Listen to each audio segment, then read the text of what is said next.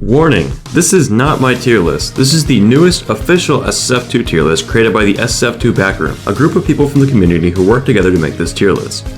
Hey guys, but we're here to talk about the newest SSF2 tier list that was released last week. I'll be linking the forums thread with the new tier list in the description below if you want to check it out for yourself and see a full list of the people who worked on it. So I'll be briefly giving my opinions, my thoughts, and my comments on each character and their placings on this new tier list in the video. My opinions vary a lot from this list, and my opinions change a lot too, so this video could be easily outdated in the future. Also, feel free to tell me if you agree or strongly disagree with this new tier list in the comments below. Or if you'd like, you can give some feedback to the SSF2 Backroom by commenting on the SSF2 forum thread I linked below. Anyways, here is the full tier list. Geez, it's almost so big I can't put it on one screen. Split into 4 categories and 10 tiers, you'd think it's a little overkill. Anyways, this tier list is extraordinarily different from the previous one due to the large balance patches we've gotten in between these two lists. And I'm sure a lot of you have already seen there's a huge change in the bottom and top 5 characters.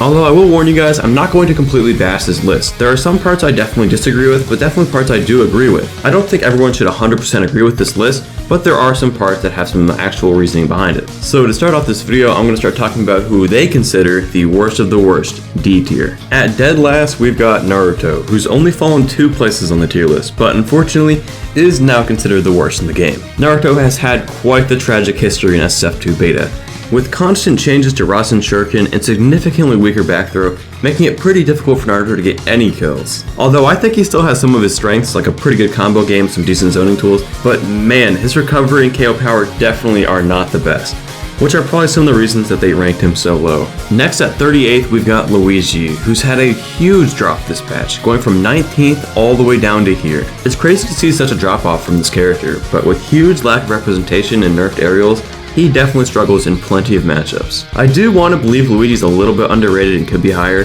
but I don't know anyone who really pushes this character, and there's not much to actually warrant him being any higher.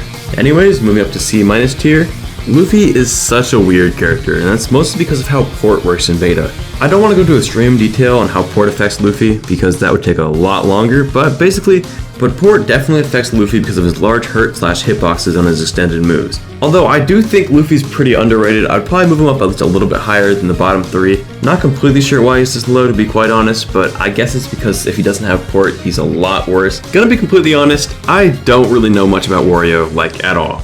I really haven't touched him much at all this version, so maybe you guys in the comments below can explain this placing to me. I don't really know how good Wario is, but the few Warios I have played make him not seem that bad. I don't know that much about him, so maybe you guys can explain this one. Pit has fallen all the way down to bottom 5, at 35th. The same character who last patch was ranked at 13th.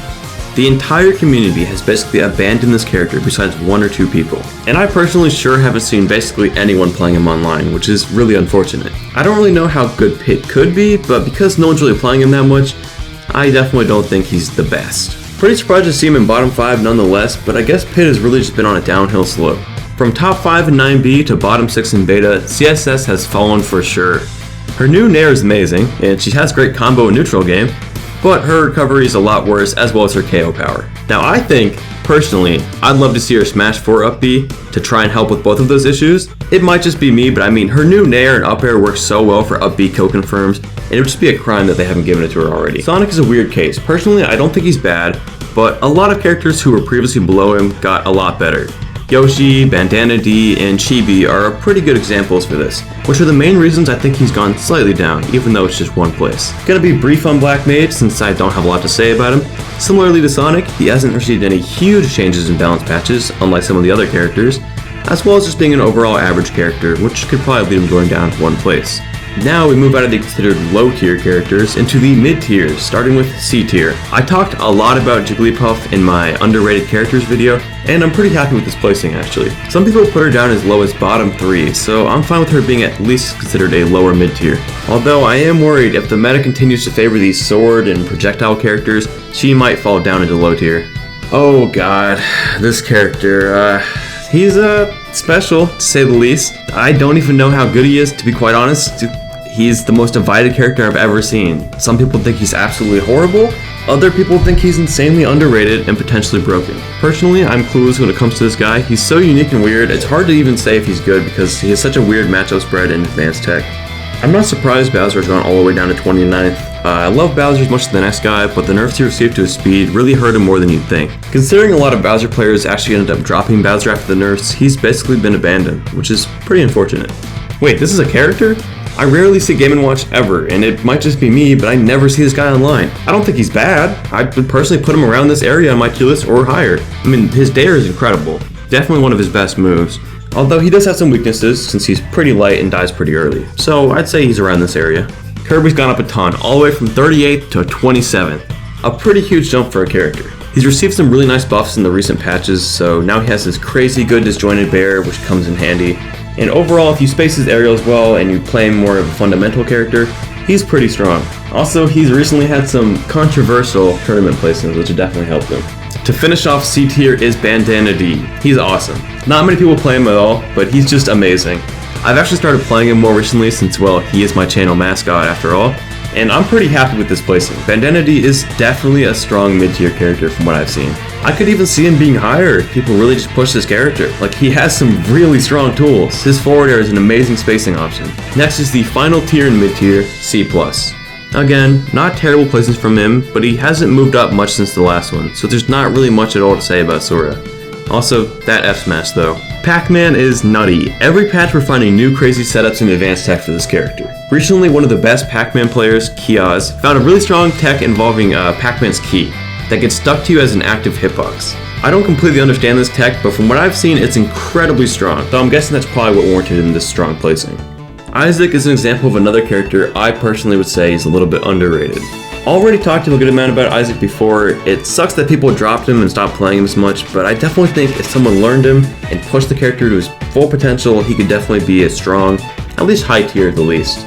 Probably around where Peach is. Well, that was a pretty short tier. Next we move on to the high tier, starting on with the largest tier in the list, B-. I've started playing Zelda a good amount recently, and I absolutely hated playing her in 0.9b, but I found a good amount of fun playing her in beta. From my experience, she's still fairly strong, but nowhere as strong as she used to be.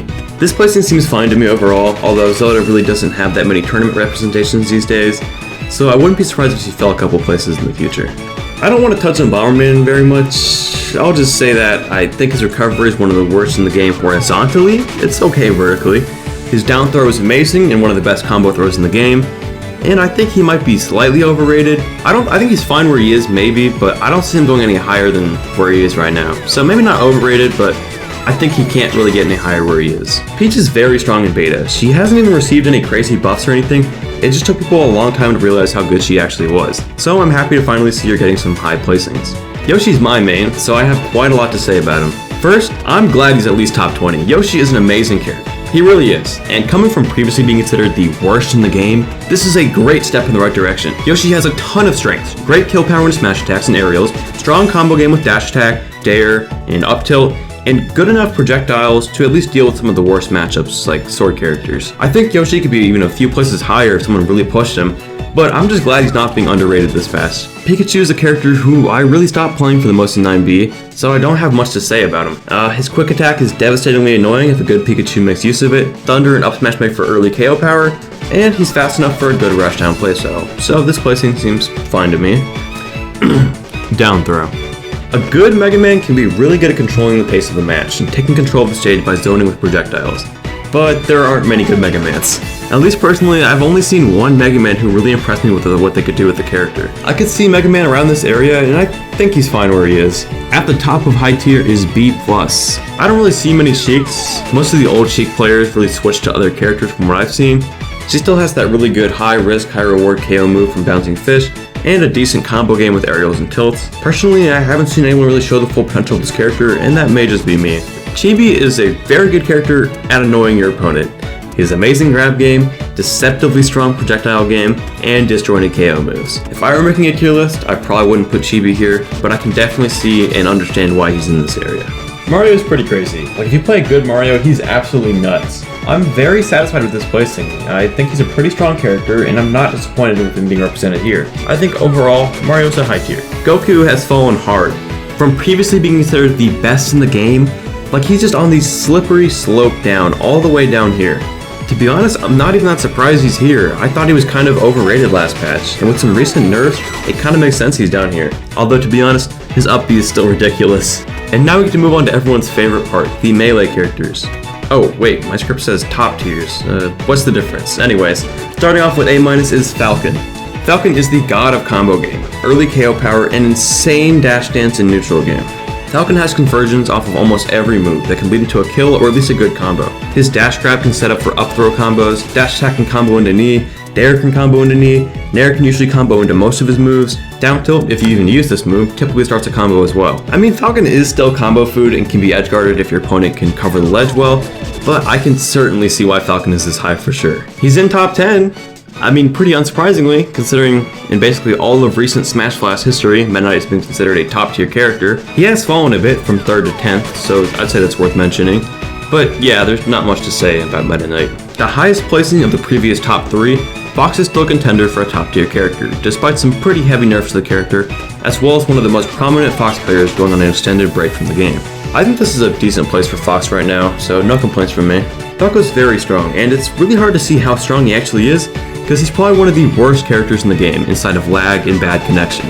Considering basically all tournaments are done online, it makes Falco a very unstable character. Also, he has some very specific bad matchups, making him hard to solo main and usually makes him a secondary or at least having secondaries for those bad matchups. And on to A tier, which quite honestly shouldn't even be its own tier considering how small it is, but whatever. Link is pretty strong in beta. I really don't see him being any higher than he is right now, considering the meta definitely favors sword characters and projectile characters in the current state, and Link has both of them, it kinda makes sense. DK is the last character to not be a disjointed or projectile-based character in the top tier, so you could say Donkey Kong is one of the most unique top tiers. He has incredibly early KO power, a very strong combo game, and a surprisingly safe recovery that snaps to ledge. I could see him being around this place, especially with his very, very strong tournament placings winning multiple major tournaments, so it sort of makes sense. Anyways, moving to A+, we get to the top 5. Ichigo did receive some well-needed nerfs to his dash attack in the most recent patch, but I still see a lot of people putting him in the top 5. He's a strong and surprisingly fast sword character, which kinda makes sense. Although he does lack in a little bit of representation in tournaments, I definitely see him in this area a lot. Despite all the nerfs to Samus, she just always seems to make her way back into the top tiers. And now she's in the highest place she's ever been. Samus has some very strong zoning tools, Zaire and Fair being some of the more obvious ones, as well as her projectiles. She also has incredible air mobility as well as a decent recovery, so I could go on and on about Samus, but I'm not surprised she's here at all. And in the top 3 we have Marth, arguably one of the best characters in the game. Out of the top 5, he's the one I see the most played, and is pretty popular in tournament scene. Likely because of his playstyle and being a melee character, Marth is very strong in the current meta. Marth's aerials combo into each other, he can be incredibly safe with his disjoints, and with port he doesn't trade in any situations really, making him very strong. And next we have Lloyd, who I could potentially see switching places with Marth, it's hard to say for sure. Lloyd, however, is both a sword character and a projectile user, making him a very strong combo. Lloyd does have some weaknesses, like a somewhat exploitable recovery, although his strength definitely make up for it, insane KO power from dash attack, and a great variety of edge guarding tools like Dare and F Smash. And finally, in S tier alone, is Tails. In all honesty, I feel bad for Tails players. A lot of people play this character because they genuinely enjoy the guy, and now people will go around accusing people of playing him because he's a top tier and calling them tier whores. I personally don't think Tails should be alone in S tier. If you're gonna put him in S tier, I'd at least put Lloyd and Marth up there with him, but I suppose they really feel like he's just the best in the game and is a whole nother tier. I don't know, I see why Meta Knight and Fox can be in their own tiers because everybody in the meta is playing them, but not everybody in the meta is playing Tails in SSF2. I don't think Tails is running the meta or just drawing every tournament. I just don't see him being in his own tier. But that may just be me. He has some really good strengths, insane projectiles, small hurt boxes, combo game, good command grab, insane neutral and stage control. I mean, he's not all perfect. His recovery is somewhat exploitable, and I've seen people deal with him in certain situations. I just don't like Tails being alone in S tier. If you're gonna put him as the best, please don't put him by himself. But besides that, that concludes the tier list. Tell me what you guys think in the comments below, I'd love to see. That's about all for this video. Thank you guys so much for watching.